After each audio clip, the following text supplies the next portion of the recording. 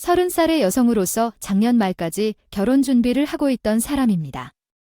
예전부터 업무 중간중간에 시간이 생기면 다른 사람들의 이야기를 재미있게 듣곤 했었어요. 이상한 이야기들을 듣다 보니 세상에 어떻게 이런 나쁜 사람들이 있는지 의아해하곤 했는데 얼마 전에 그런 일이 내게 벌어지자 속이 찢어질 듯이 당황스러웠어요. 요즘 세상의 고부가 어떻게 되었는지 시댁에서 며느리에 대한 갑질이 사라졌다는 소식을 들었지만 드라마에서도 찾아보기 힘든 일이 내 인생에 일어나네요. 지난 몇 달을 돌이켜보면 정말 놀랍고 위험한 순간이었고 만약 나 엇나가면 어떻게 될지 조멸해보니 혼란스러워요. 판단을 했다면 앞으로의 제 인생이 어떻게 흘러갔을지 궁금해지네요. 작년 말까지 결혼을 준비하고 있던 남자친구가 있었습니다. 우리는 3년 가까이 만나왔고 서로 부족한 점이 많았지만 처음부터 너무 잘 맞았습니다. 저보다 2살 위인 남자친구와 저는 지금보다 훨씬 어려웠던 시기에 만나 서로를 의지하며 힘이 되어 주었었습니다. 덕분에 남자친구도 오랜 시간을 잘 버텨내고 지금은 희망했던 것을 이루게 되었고 저도 남자친구에게 못지않게 열심히 하여 결혼할 준비가 거의 다 되었다고 생각했었습니다. 그래서 프로포즈를 받고 양가 부모님들께 인사를 드리고 상견례까지 잡았습니다. 일단 저희 둘. 사람의 본격적인 이야기에 앞서 저와 남자친구에 대한 배경 상황을 먼저 소개할 필요가 있다고 생각해요. 저는 서울에서 대학을 졸업하고 미국으로 유학을 2년 더 다녀왔습니다. 덕분에 제가 하고 싶던 일을 할 수 있고 현재는 외국계 회사를 다니고 있습니다. 억대 연봉과 연봉을 훨씬 뛰어넘는 인센티브를 받고 있으며 제 또래 친구들에 비해 좋은 대우를 받는다고 생각해요. 제가 마음 놓고 공부만 할 수 있었고 미국까지 가서 원하는 바를 이룰 수 있었던 가장 큰 이유는 전적으로 우리 부모님 덕분입니다. 아버지가 일찌감치 사업으로 성공을 이루신 덕분에 중고등학교 시절부터 우리 가족은 하고 싶은 일을 다 하고 살 수 있었어요. 아버지는 대기업의 부품을 납품하는 공장을 운영하셨고 지금은 중국을 비롯한 다른 해외로 제품을 수출하는 회사를 운영하고 있어서 많은 직원을 고용한 중소기업입니다. 덕분에 오빠와 저는 공부하는 데 있어서 지원을 아끼지 않으셨어요. 오빠는 현재 아버지 회사에서 일하고 있고 저는 예전부터 금융업에서 꿈을 키우고 있어서 전혀 다른 회사에서 일하고 있습니다. 현재 진행 중인 업무에서도 성과를 내고 있으며 아버지 회사에 대한 욕심은 없어요.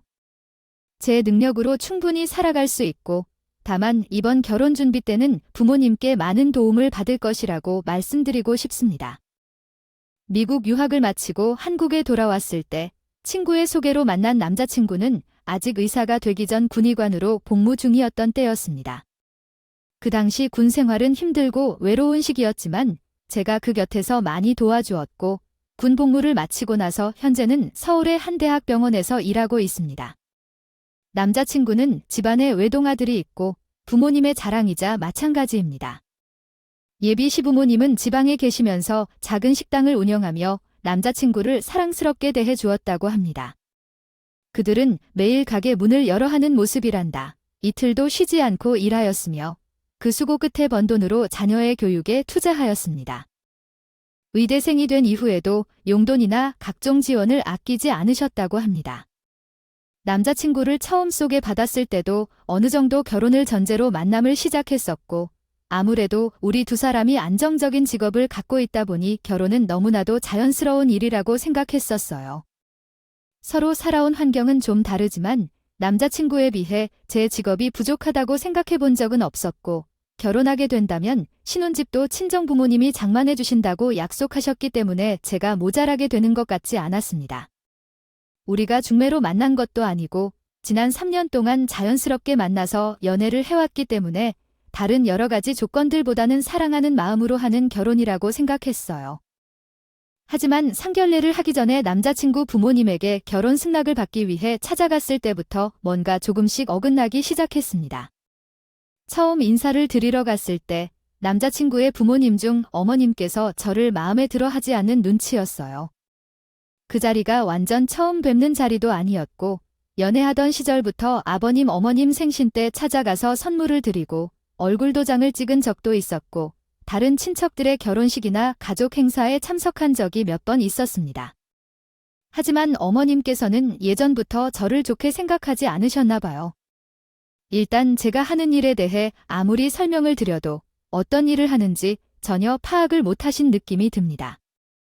못하시고 그저 은행원과 비슷한 일을 하시는 것 같았어요. 더군다나 제가 2년 동안 미국으로 유학을 다녀온 것 때문에 여러 가지로 개방적이거나 문란한 사람이라고 생각하셨습니다. 저는 2년 동안 정말 학교에서 공부만 했고 학위를 따기 위해 노력했다고 말씀드렸는데도 한 번 잘못된 새 안경이 씌워졌기 때문에 그런 이미지에서 벗어나는 것이 정말 쉽지 않은 일이었어요.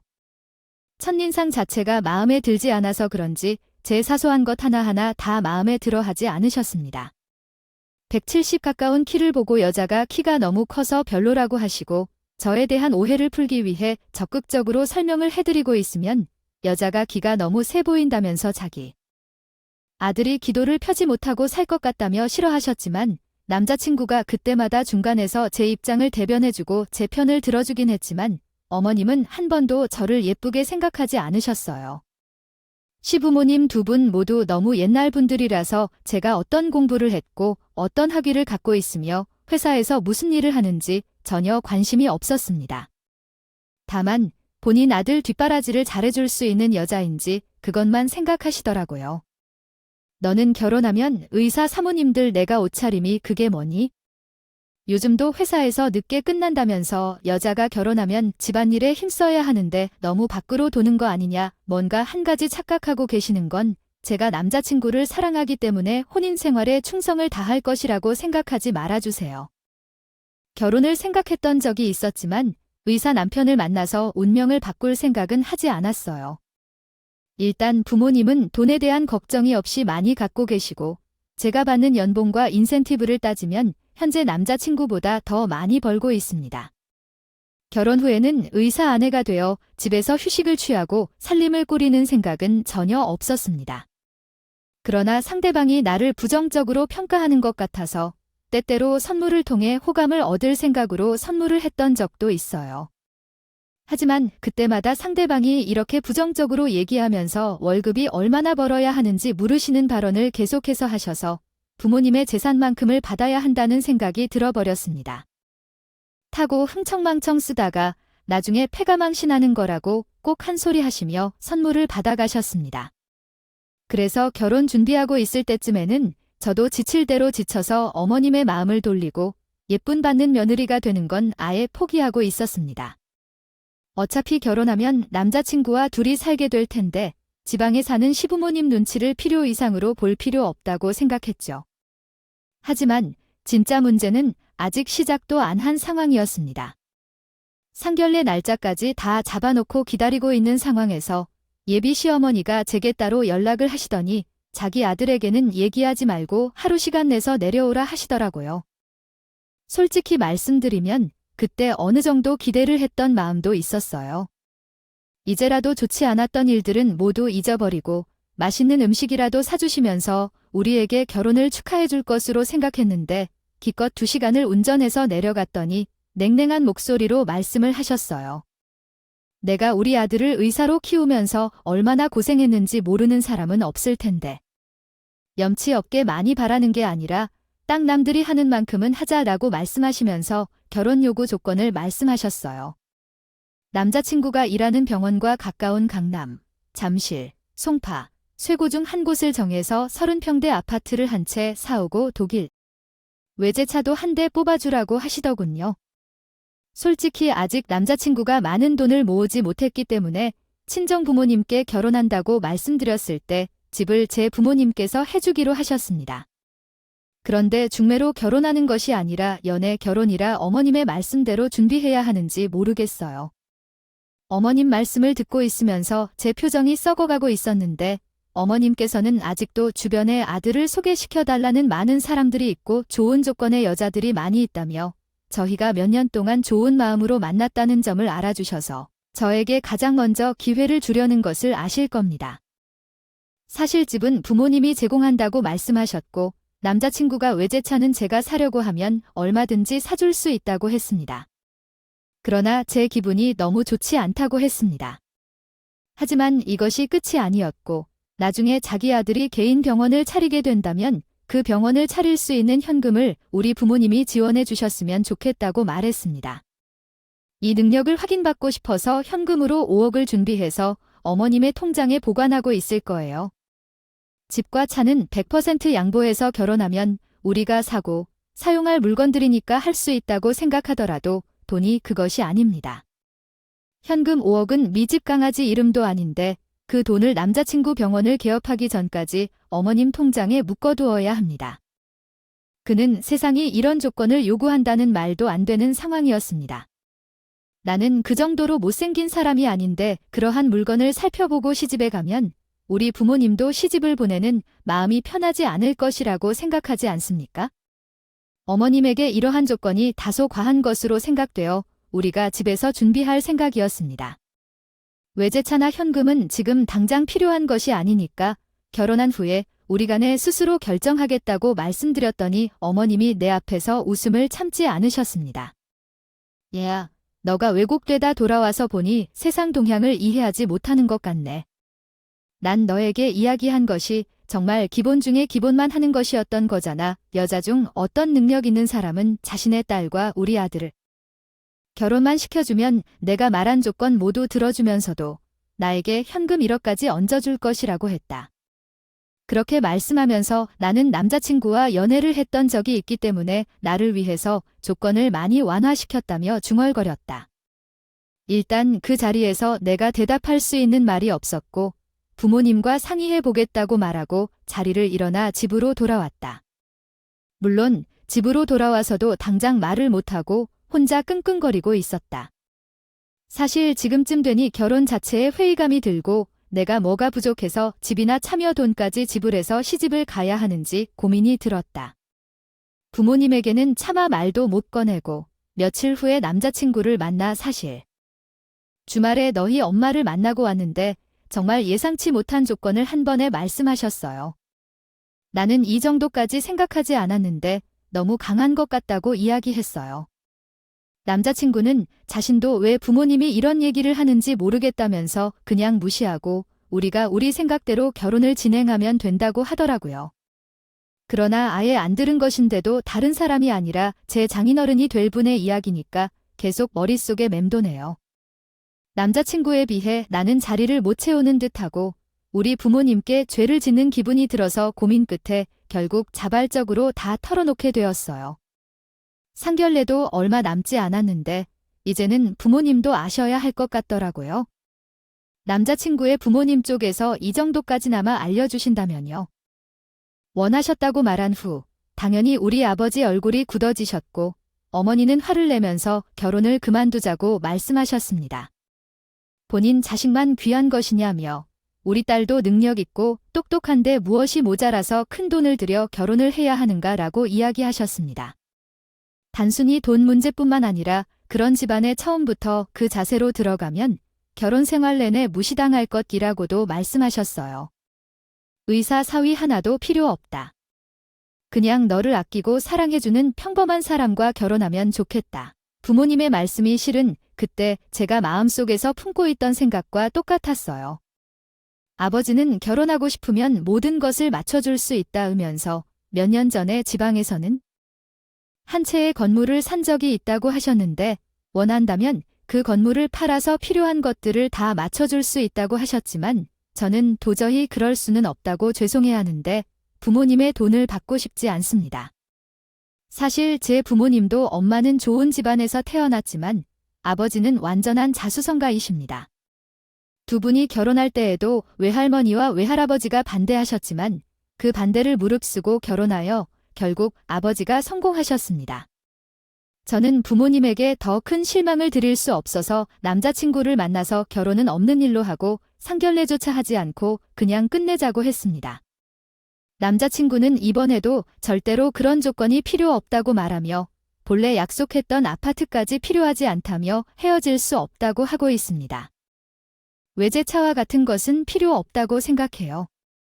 지금 당장 개인 병원을 차리는 것도 아니며 돈을 모아서 후에 결정할 거예요. 나는 재산만큼 능력 없는 사람이 아니라고 생각해요. 남자친구가 자신의 부모님에게 잘 이야기해 볼 거라고 했지만 이미 마음이 많이 떠나 결혼이 반쯤 물 건너간 것 같아요. 다음 날 남자친구로부터 어머님으로부터 연락이 왔대요. 너는 그런 식으로 안 보이는데 왜 소녀가 입이 그렇게 불편하냐는 말을 듣더라고요. 한참 동안 나에게 잔소리를 한 뒤에 큰 선입견을 써주신다는 듯이 몇 가지 조건을 빼주겠다고 하셨어요.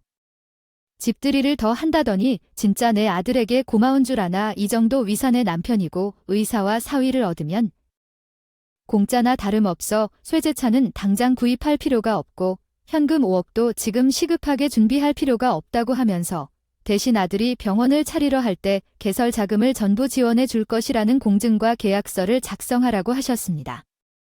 그 말을 듣고 눈물이 나게 감사하면서 공손할까도 하였으나 더 이상 시간을 낭비할 필요가 없다는 생각에 남자친구에게 우리 결혼을 어떻게 할지 최종적으로 통보했습니다. 너희 어머니는 끝까지 아들을 다루고 싶어하는 모양이지만 나는 내 사랑하는 사람과 결혼하여 살고 싶어하는 것뿐입니다. 의사인 남편이 필요한 건 아닙니다.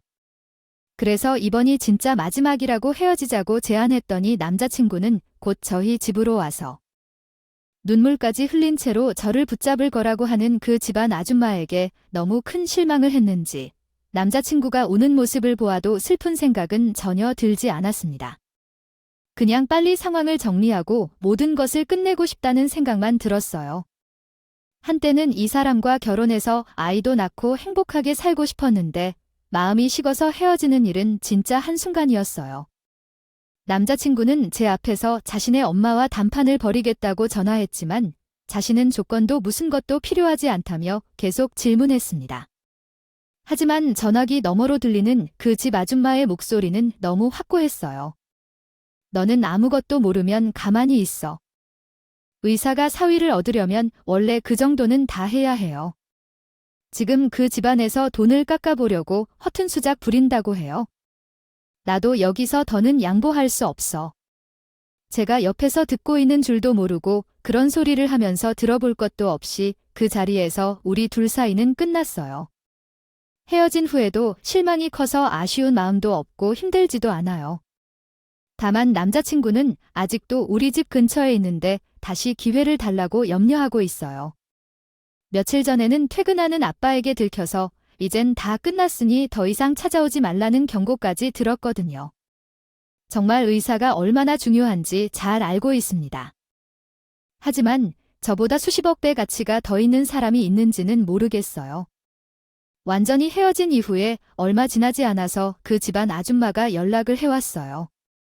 처음에는 잘 되었다면서 그 정도 조건도 못 맞춘다면 내 아들이랑 결혼할 자격이 없다고 하셨던데 며칠 전에 한 번 더 전화가 와서는 아무것도 필요 없으니 아들이랑 다시 한번 만나보는 것이 어떻겠냐고 하시는 거예요.